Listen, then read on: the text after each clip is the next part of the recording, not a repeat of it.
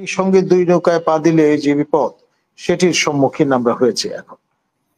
এবং আলটিমেটলি এটি কোন অন্ধকার গহ্বরে আমাদের নিপতিত করে সেটি এখন দেখবার বিষয়। তো ওই যে পেন্ডুলামের মতো আপনার একবার ডিসেম্বর আর একবার জুন, তারপরে আবার জনগণ চায় অন্তর্বর্তী সরকার দীর্ঘদিন ক্ষমতায় থাকুক, নানামুখী কথাবার্তা হাজির কিন্তু একই উৎস থেকে করা হচ্ছে। দেখুন, শেখ হাসিনার মতো করে হয়তো বলেছেন বিষয়টা এবং একটি চমকপ্রদ তথ্য হিসেবে হয়তো হাজির করবার চেষ্টা করেছেন, কিন্তু যে বিষয়টি আপনার ইনএভিটেবল সেটি হচ্ছে রিড্রয়িং অফ দ্য ওয়ার্ল্ড ম্যাপ। তার অংশ হিসেবে এখানে জুডায়ো ক্রিশ্চান বুদ্ধিস্ট একটা স্টেট হয়তো বা একাধিক স্টেট হয়তো বিশ্ব মানচিত্রে জায়গা করে নেবে। এটা সময় বলে দেবে যে সেটা কতদূর, কখন, কিভাবে বাস্তবায়িত হলো।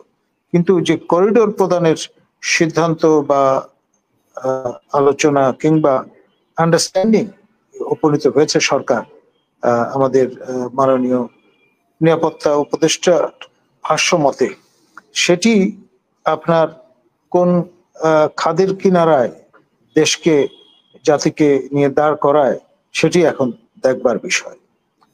একটা দেশ, যে দেশের সঙ্গে আমাদের সীমান্ত ছিল, সেটা রাতারাতি নাই হয়ে গেছে। ভিন্ন একটি এন্টিটি, নন স্টেট অ্যাক্টর সেই জায়গার নিয়ন্ত্রণ নিয়ে বসে আছে। এখন এইরকম একটি অবস্থায় আমরা তো মিয়ানমারের যে যোদ্ধা সরকার, তাদের থেকে আমাদের স্বীকৃতি প্রত্যাহার করে নিই। এখন পর্যন্ত আমরা ডিপ্লোম্যাটিক রিলেশন মেনটেন করে চলেছি। আবার একই সঙ্গে তাদের যারা বেলিজারেন্ট অবস্থায় অবস্থান করছেন, সেই আরাকান আর্মি, তাদের সঙ্গেও কিন্তু আমরা সংযোগ রক্ষা করে চলেছি। এখন একই সঙ্গে দুই নৌকায় পা দিলে যে বিপদ সেটির সম্মুখীন আমরা হয়েছি এখন। এবং আলটিমেটলি এটি কোন অন্ধকার গহ্বরে আমাদের নিপতিত করে সেটি এখন দেখবার বিষয়। দেখুন, ডিজিটাল সিকিউরিটি আইন, এটি আপনার সাইবার সিকিউরিটি আইন নাম ধারণ করেছিল এবং এই মামলার আসামি হওয়ার নজির আপনি আমি দুজনেই আমরা সৃষ্টি করেছিলাম বিগত সরকারের আমলে। তো সেই জন্য আমরা হারে হারে টের পেয়েছি যে এটা কতটা কালো আইন।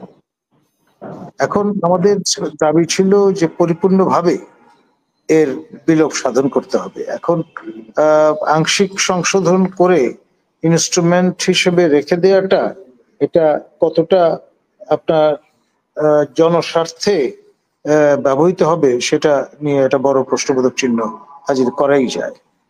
আর আরেকটি বিষয়, সেটি হচ্ছে আপনার এখন যে অবস্থাটি, রোড বা ফিল্ড বিল্ডিং এর যে কাজ, সেখানে পরিষ্কারভাবে আপনার রোড ম্যাপ দরকার, একটা নির্দিষ্ট তারিখ দরকার।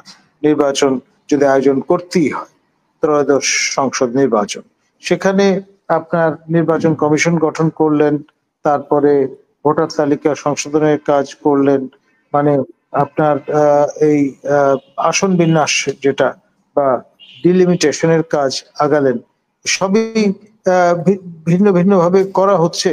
কিন্তু ওই যে পেন্ডুলামের মতো আপনার একবার ডিসেম্বর আর একবার জুন, তারপরে আবার জনগণ চায় অন্তর্বর্তী সরকার দীর্ঘদিন ক্ষমতায় থাকুক, নানামুখী কথাবার্তা হাজির কিন্তু একই উৎস থেকে করা হচ্ছে। সুতরাং সন্দেহের যে ছায়া সেটা কিন্তু অপসৃত হচ্ছে না। সেই জন্যে আসলে বিষয়টাকে একটা পার্সপেক্টিভে ফেলে রোড ম্যাপের মতো, গত 111 সরকার যেমন একটা রোড ম্যাপ দিয়েছিল, সেরকম একটা সুস্পষ্ট রোড ম্যাপ এখন জনগণের প্রত্যাশা। ধন্যবাদ।